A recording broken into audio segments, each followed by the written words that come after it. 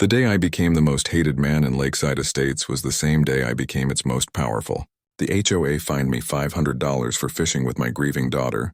They didn't know I had 4 million reasons to fight back, and enough spite to use every single one of them.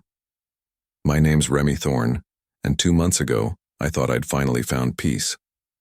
After losing my wife Rachel to cancer, my 14-year-old daughter Solon and I packed what was left of our life and moved to Lakeside Estates, a postcard-perfect community built around a shimmering 6-acre lake. The realtor promised serenity, friendly neighbors, and weekend mornings where the water caught the sunrise like liquid glass. For Solon and me, fishing wasn't just a hobby, it was our therapy. It was what we used to do with Rachel before the hospital stays became endless. The first time we cast our lines off the old wooden dock, Solon smiled, a real unguarded smile, for the first time since the funeral. The sound of the line cutting through air, the soft ripple of water, it was the first peace I'd felt in a year. The houses around us gleamed in symmetry, lawns trimmed to perfection, mailboxes painted identical shades of gray. I thought we'd found a place where quiet living meant healing. But in Lakeside Estates, quiet wasn't peace. It was control, and control had a name: Karen Wellington. That Saturday morning was calm, mist still hugging the lake, until a voice sharper than a fishing hook sliced the air. "Excuse me. What exactly do you think you're doing?" I turned. A woman in spotless white sneakers and designer athleisure strode toward us, tablet clutched like a badge of authority. Perfectly curled blonde hair, sunglasses that could have doubled as armor. "Just fishing with my daughter," I said, forcing a polite smile. "We moved into Sycamore Drive last month." She ignored my hand. "Fishing is prohibited. HOA Regulation 4.2, you'll receive a $500 fine." Solon froze mid-reel, eyes wide. "There must be a mistake," I said. "The realtor said fishing was allowed. Rules changed last month." Email was sent. Her tone could have chilled the sun. Ignorance isn't an excuse. I looked at the gentle ripples on the water, the same water that had finally made my daughter smile, and felt my jaw tighten. "May I ask why fishing was banned?" "Environmental concerns," she said quickly. "Also, some residents disliked the smell of bait while enjoying their morning coffee." Her eyes flicked over our modest gear with thinly veiled disgust. Solon's voice was small. "Dad, did we do something wrong?" I swallowed my anger. "Pack up, sweetheart." To Karen, I said, "Email me the details." Her smile was all teeth. "Glad we understand each other." That night, after checking every email folder and finding nothing, I looked out the window. Across the lake, Karen and her friends laughed over wine under string lights, right where we'd been fined. It was in that moment I decided, if she wanted a battle of rules, I'd bring a war of ownership. The next morning, I met Merrick Henderson, an older neighbor walking his golden retriever. When I mentioned Karen, his friendly expression vanished. "Ah, the Queen of Lakeside," he muttered. "She's been bleeding this neighborhood for years." Over coffee at his place, Merrick showed me files he'd kept from his law practice. The lake, he explained, was never owned by the HOA.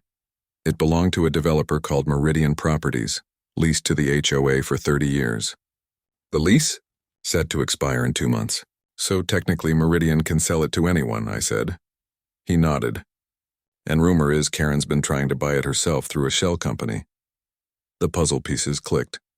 Ban fishing to reduce public use, claim environmental concerns, then acquire the lake cheap and flip the shoreline into luxury lots. That night I found photos of Karen's lavish lake parties online. The same lake we were forbidden to touch. The rage that simmered inside me cooled into focus. I wasn't just going to fight her rules. I was going to take away her kingdom. Through Merrick, I met Samuel Washington, a retired bank owner who'd been targeted by Karen's selective enforcement. He showed me data proving how she fined newcomers and minorities 3 times more often than her friends. She'd been using HOA power to force people to sell cheap, so her real estate company could buy their homes. When I learned that Karen's loan applications were maxed and Meridian was desperate for cash, I smiled for the first time in weeks. She wanted to own the lake. I was going to beat her to it. My career in venture capital had taught me one rule: when power hides behind paperwork, buy the paperwork. I formed a company called Thorne Holdings LLC and began quiet talks with Meridian's executives. They were weeks from defaulting on their loans. I offered them something they couldn't refuse, a full cash purchase for $350,000, closing in 7 days. While lawyers drafted contracts, I kept up appearances. To the HOA, I was just another frustrated homeowner grumbling about rules. In reality, I was collecting proof of Karen's abuse. Emails, minutes of meetings, bank transfers tied to her shell companies.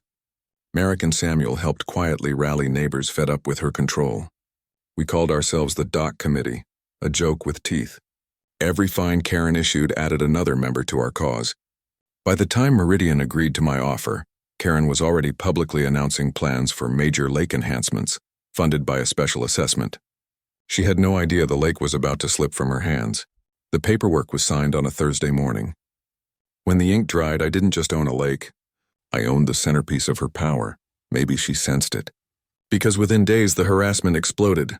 Violation notices for weed control, unauthorized mailbox color, even garage door glare.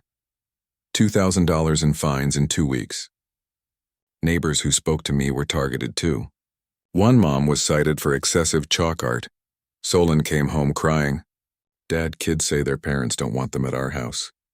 I almost broke, almost sold the house. But then an email arrived from Meridian. Funds received.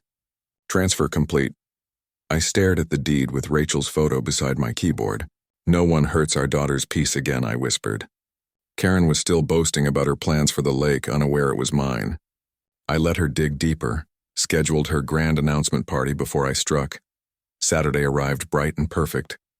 White tents, music, caterers. Karen's vision for Lakeside party was in full swing.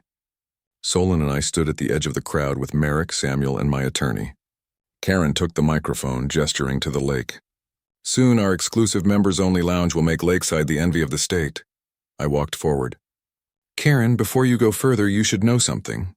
Gasps followed as I took the mic. As of 3 days ago, this lake no longer belongs to Meridian Properties. It belongs to me. Laughter, then silence. I held up the official deed. And effective immediately, the recreational use agreement with the HOA is terminated. "You can't do that," Karen snapped. "This is community property." "Check your bylaws," I said evenly. "The lease expired yesterday. You're all trespassing on private property." Officer Reynolds from local PD stepped forward. "Please clear the area, folks." The crowd broke into murmurs.